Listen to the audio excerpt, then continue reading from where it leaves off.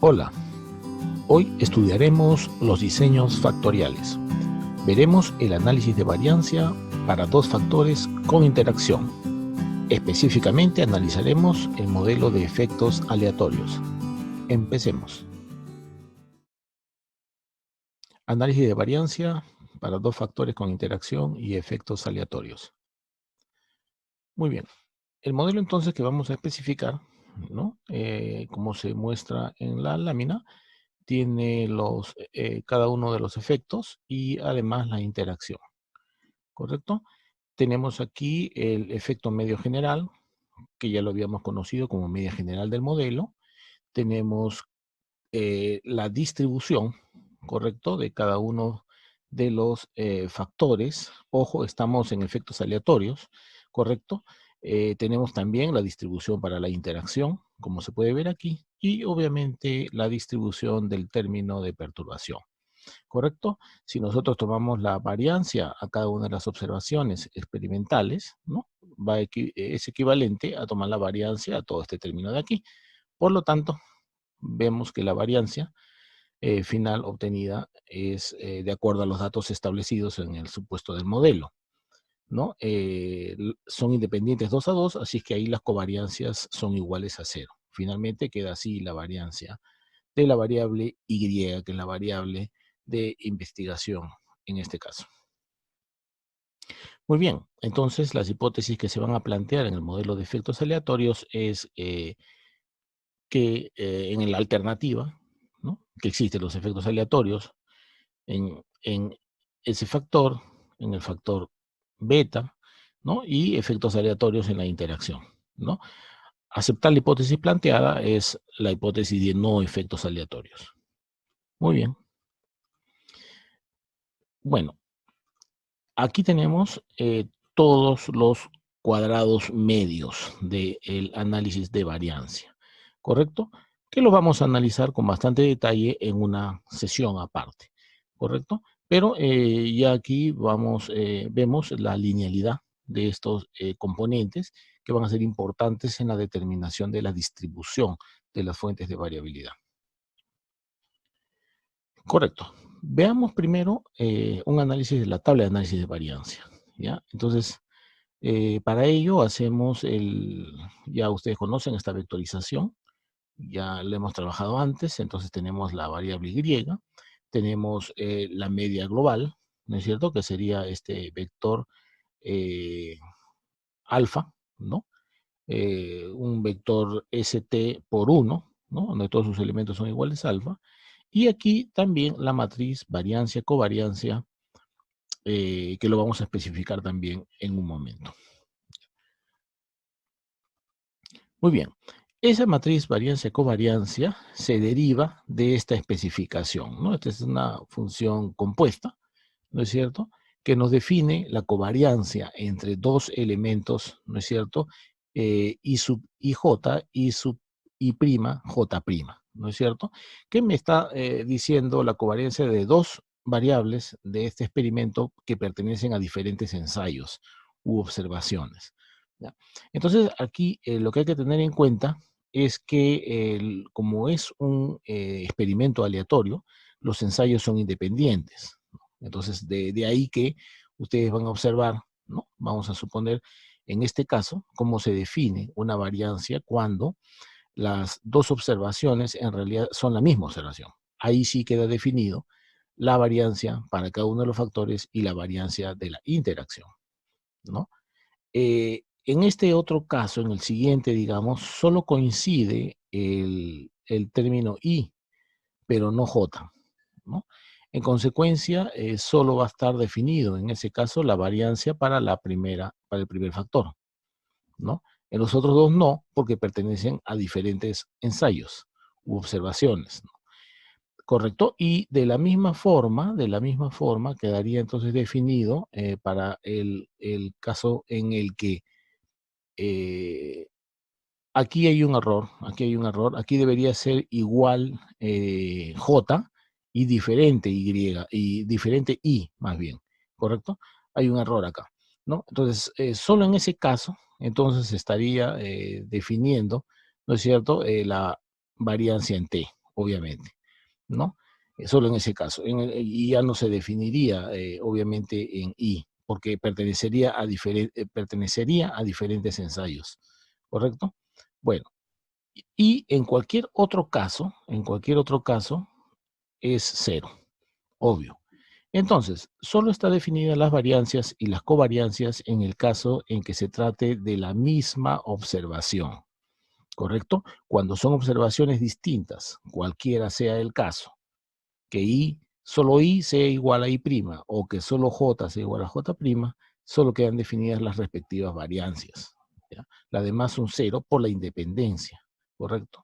Muy bien, si es así y ustedes pueden desarrollar de manera extensiva esas matrices, finalmente les quedará que la matriz variancia-covariancia es la que se especifica acá, ¿no? Entonces ustedes se pueden dar cuenta a simple vista que la diagonal principal de esta matriz sigma es justamente lo que estamos viendo acá, ¿no es cierto? Y las demás variancias se van a definir de acuerdo a los criterios de esta función compuesta. Es cosa de que lo revisen nada más, ¿no? Entonces lo importante aquí es que tengan en cuenta que la independencia se da por los ensayos también, ¿ya? O sea, no solo es que el factor A y el factor B son independientes o es independiente la interacción, sino que además hay una independencia que proviene del ensayo mismo, porque es aleatorio, es experimental, ¿correcto? Muy bien. De ahí se forma una matriz variancia-covariancia como la que vemos ahí. Muy bien, la tabla de análisis de variancia, como también ya lo hemos visto y hemos desarrollado, sería la que se muestra aquí, ¿no? Lo que quedaría ver entonces es cuáles son esas matrices centrales, A1, A2, A3, A4, A5, de las respectivas fuentes de variabilidad. Muy bien, por ejemplo, aquí tenemos la suma de cuadrados debido a la media, ¿no? Entonces ahí lo tenemos especificado y matricialmente, como ya lo conocemos, lo hemos visto ya en clases anteriores, tendríamos esa relación vectorial. Pero que lo podemos, sin embargo, expresar de una manera mucho más extensiva, y acá más bien quisiera resaltar estos dos términos, ¿no es cierto? Tendré este de aquí, ¿no es cierto? Con este de aquí, ¿no? Porque en realidad lo que estamos haciendo es reexpresar lo mismo, ¿no? Lo estamos expresando en términos matriciales, ¿ya? Aquí hay que tener en cuenta que esta sumatoria que ven aquí con respecto a S y T es la que finalmente define estas matrices que las estamos poniendo con producto Kronecker. Obviamente tenemos ST observaciones y ya sabemos porque ya hemos visto la estructura de la tabla que se genera en el experimento, ¿ya? Entonces aquí solo es una expresión matemática de esa relación. Muy bien, pero eso es importante. Utilizamos ahí algunos teoremas de producto Kronecker para incorporar la transpuesta hasta que finalmente nos queda esta relación, ¿correcto? Que nosotros la podemos expresar nuevamente, ¿no? Trabajando con álgebra como esta forma cuadrática. De ahí diremos que A1, entonces, que es lo que nos interesaría, ¿no? Es la matriz central acá, ¿no? Es una matriz de orden ST por ST. Muy bien. Veamos ahora qué pasa con la suma de cuadrados debido a un factor S, ¿no? Puede ser cualquiera de ellos, ¿no? En este caso vamos a ver el factor S, ¿no? En el caso del factor S, bueno, empezamos con la relación que tenemos en la tabla de análisis de variancia, que solo hemos estudiado, y vemos que lo llevamos de esta forma. De ahí, nosotros ya hemos trabajado esto y lo llevamos a una forma matricial, de esta manera, ¿no? Como formas cuadráticas, ¿correcto? De ahí es fácil llegar a esta expresión, es simplemente operando, trabajando con las propiedades de producto Kronecker, todo para que al final nos quede esta relación, ¿correcto? En donde identificamos directamente cuál es la matriz central A2, ¿no es cierto? Entonces, esa matriz es también de orden ST por ST, ¿no es cierto? Y cumple las propiedades de idempotencia y de simetría también, ¿correcto? Perfecto.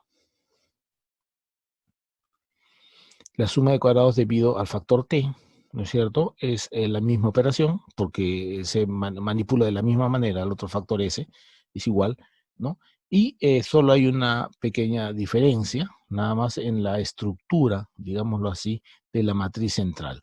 Es parecida, pero aquí ya varía, la matriz es JS, antes era JT, ¿no? Entonces, eso deduciéndolo uno a uno con tranquilidad, van a captar rápidamente, se les va a quedar visualmente esos resultados que les va a servir obviamente para aplicar luego en los ejercicios prácticos. Aquí una forma de obtener la suma de cuadrados debido al factor ST, o sea, la interacción, es utilizando una relación aritmética, obviamente, que sabemos ya de los teoremas vistos, ¿no?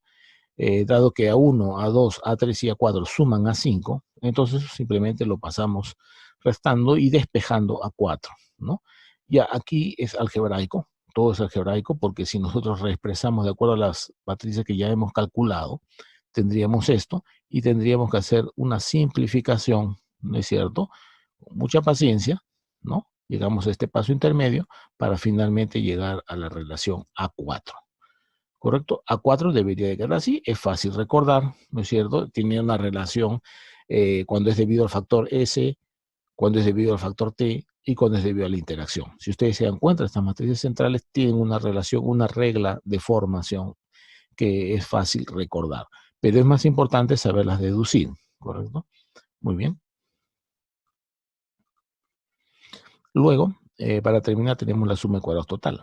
La suma de cuadrados total lo llevamos, este es la relación, obviamente, es una sumatoria en todos los niveles de S, en todos los niveles de T para Y, ¿correcto? Y todo al cuadrado y lo llevamos de manera algebraica así, ¿no? Lo cual es cierto porque esta matriz central que vemos aquí es una matriz identidad de orden ST, ¿correcto? Que finalmente lo especificamos como la matriz A4, es la matriz central. Es una matriz ST, ¿correcto? De orden ST, identidad, obviamente, ¿no? Muy bien. Muchas gracias.